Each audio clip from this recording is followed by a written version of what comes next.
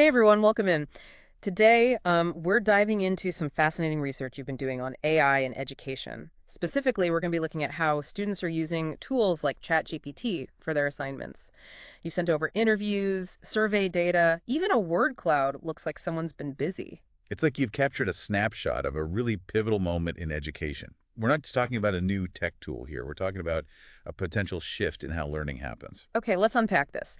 You actually interviewed 12 students about their experiences using AI for schoolwork. That's some real on-the-ground insight. And what's striking is how thoughtful these students are about their AI use.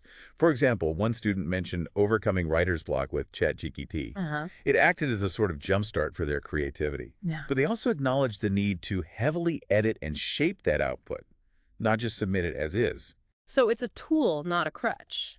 Exactly. Several students echoed that sentiment. They're using ChatGPT for brainstorming, testing out different arguments, getting past those initial hurdles in the writing process. It's about supplementing their own thinking, not replacing it. Which is interesting because I feel like there's this fear that AI will make students lazy or discourage original thought. Right? But this qualitative data suggests the opposite might be happening. Take student one, for example. They talked about using ChatGPT to explore different perspectives on a historical event, viewpoints they might not have considered otherwise. That's pushing beyond just generating text. That's enhancing understanding. Okay, so we've got these really insightful glimpses into how students are thinking about AI. But what about the raw numbers? What does your survey data tell us about how they're actually using it? Get this, 30% of the students you surveyed are using AI tools weekly for schoolwork and another 20% monthly. Wow, weekly. That's more frequent than I would guessed. Clearly, this isn't just a once in a blue moon thing for many of them. It speaks to how integrated these tools are becoming in their academic lives. And when you look at how many assignments they're using AI for, the most common response was 3 to 5 per month. This is part of their workflow now. Okay, so we're seeing high usage frequency across multiple assignments. But here's the million-dollar question. Do students grasp the limitations of these tools as well as they grasp the capabilities? And that's where the data gets really interesting. You specifically ask students to rate their familiarity with both the capabilities and limitations of AI tools. While they're very confident about what AI can do, there's a slight dip in understanding when it comes to its limitations. So they know how to drive the car, but maybe not how to brake as effectively. That's a great way to put it, and it's visually represented in that scatter plot you sent over. You can see a trend of students rating their familiarity with AI capabilities higher than their familiarity with its limitations. It raises some important questions about how we equip students to be discerning users of these powerful tools. Great. So we've got student voices, usage data, even a hint of caution about potential pitfalls. But you also sent over this really cool visual, a word cloud generated from the interview transcripts. What jumps out at you when you look at that? The prominence of words like essay, writing, research that reflects the tasks students are tackling. But what's interesting are some of the smaller yet significant words: evaluation, critique, perspectives. I see it. It's subtle, but it suggests that students aren't just using AI to pump out content, but also to analyze and evaluate information. Exactly. And that hints at a crucial opportunity here. What if, instead of fearing AI, we embrace its potential to actually enhance critical thinking skills? But of course, that requires careful thought and a shift in our approach to education. So we're seeing this potential for AI to become a partner in the learning process, not just a shortcut. But that requires us to rethink some fundamental aspects of education, right? Absolutely. It's not enough to just acknowledge AI exists.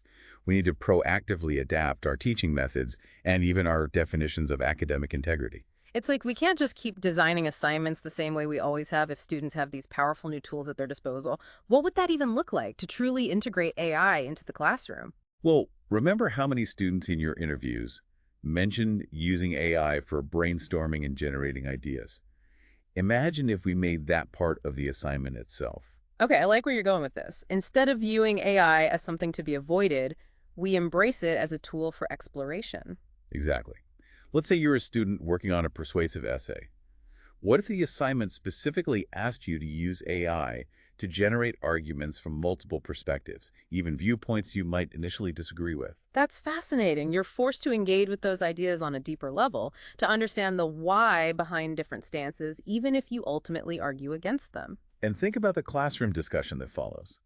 Instead of a surface-level debate, you've got students who've used AI to pressure test their own assumptions, to come to the table with a more nuanced understanding of the issue.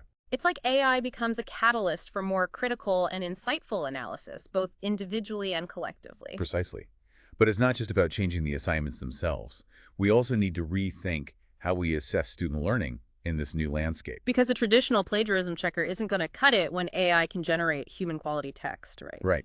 We need to shift our focus from simply detecting copying to evaluating a student's ability to think critically, synthesize information, and form their own original arguments, even when using AI as a tool. So less emphasis on rote memorization, more on those higher order thinking skills that AI can't replicate, analysis, evaluation, creativity, the stuff that makes us uniquely human. Exactly. And those are the skills that will serve students well beyond the classroom, no matter how advanced AI becomes. Remember that word cloud?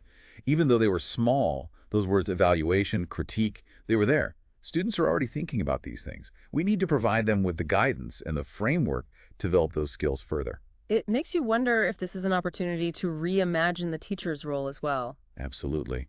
Instead of being the sage on the stage, the holder of all knowledge, the teacher becomes more of a guide on the side, a facilitator, a mentor, someone who helps students navigate this complex world of information and technology. Okay, I'm really liking this vision, but it all feels a bit theoretical. What would this actually look like in a real classroom setting? Give me an example. All right, picture this. You're a history teacher, and you're about to assign a research paper on, let's say, the signing of the Treaty of Versailles. Now, instead of having students write a standard research paper, Okay, you've got my attention. Instead of a standard research paper about the Treaty of Versailles, what are students doing? imagine this. You divide the class into groups, and each group gets assigned a different AI persona to embody. An AI persona. Okay, now you're speaking my language. Give me an example. Let's say one group steps into the shoes of a French diplomat from 1919. They use AI to help them write a speech advocating for the treaty's harsh terms on Germany. Meanwhile, another group, embodying German citizens of the time, uses AI to craft a response, highlighting the treaty's potential for economic devastation. So instead of passively absorbing historical facts, they're using AI to grapple with the emotions, the motivations, the justifications of that moment. Exactly. They're thinking critically about perspective and bias, not just because the teacher told them to, but because they're immersed in those different viewpoints, aided by AI. And then the classroom discussion wouldn't just be about who wrote the best paper. It would be this dynamic exploration of how history gets written, whose voices get heard. And imagine the possibilities. Students could even use AI to analyze primary source documents from the time, comparing them to the AI-generated perspectives. They're becoming historians, using cutting-edge technology to deepen their understanding of the past. This is so much more engaging and thought-provoking than a standard research paper. Mhm. But beyond the wow factor, what skills are they developing through this kind of exercise? Critical thinking, obviously. Persuasive writing, research skills, source analysis, these are all essential skills for any field. And they're being honed in a way that's directly relevant and, dare I say, fun. It strikes me that we're not talking about AI replacing teachers here. If anything, the teacher's role becomes even more important. Absolutely. The teacher isn't just delivering information, they're curating this learning experience, guiding students through the ethical considerations, pushing them to think critically about the AI's output. They're the architects of this engaging and effective learning environment. You know, when we started this deep dive, I think we both had some initial anxieties about AI in education. But looking at these research findings, I'm actually feeling quite hopeful. Me too. Because what we're really talking about is using technology to unlock human potential. It's about equipping students not just for the jobs of tomorrow, but for the challenges and opportunities of a future that's increasingly intertwined with AI. Well said. This deep dive has given us a lot to think about. And for you listening, we'd love to hear your thoughts. If you could redesign any assignment from your past using AI as a tool, what would it be? Head over to our website and share your ideas. Until next time, keep exploring.